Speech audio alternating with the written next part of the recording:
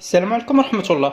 في واحد التقرير جديد دارته جريدة أمريكية من داخل مخيمات مرتزقة تندوف، وداروا لقاءات مع أفراد من المرتزقة، وهاد الأفراد منهم اللي نجا من ضربات الطائرات بدون طيار المغربية واللي كانت في المنطقة العازلة. هاد الضربات ربات فيهم واحد الرعب والخوف اللي مازال تيهضروا عليه حتى اليوم، ومنهم واحد المرتزق مازال صغير في العمر وكانوا جندوه البوليزاريو مع نهاية سنة 2020، وبالضبط في الوقت اللي اعلنوا فيه الحرب على المغرب من بعد ما تحمسوا مزيان وحسب لهم ان الحرب ديال 2020 غادي تكون بحال الحرب ديال 1976.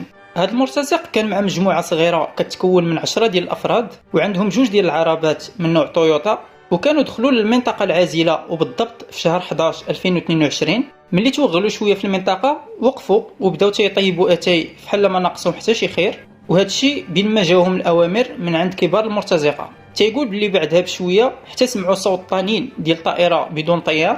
هذا المرتزق قال لهم ملي سمعت هذا الصوت نط ويلا بغيت نبعد على العربات، وعلى بعد امتار من النوضه ديالو تسمع واحد الصوت مجهد تيقرب، وهو صوت صاروخ موجه كانت طلقاته الطائره بدون طيار المغربيه.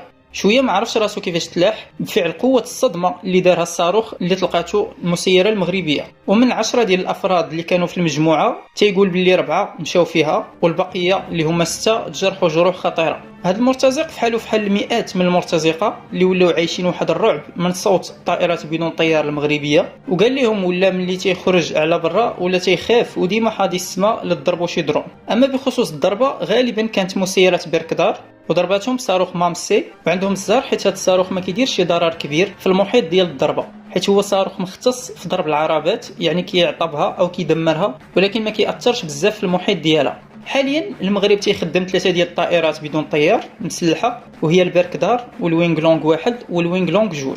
اما في مهمات الرصد ديال المرتزقه والتتبع ديالهم تنخدموا درونات هيرون والدرونات ديال الاستطلاع تاندربي والوندربي.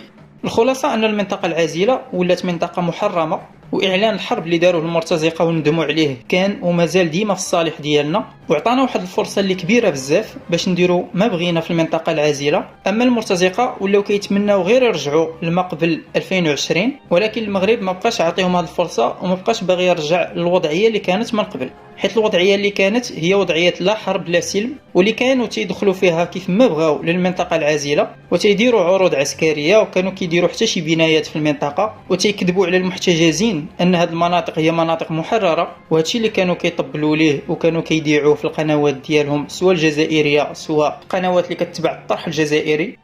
حتى لهنا غادي يكون الفيديو سالا، نتلاقاو في الفيديو القادم، مع السلامه.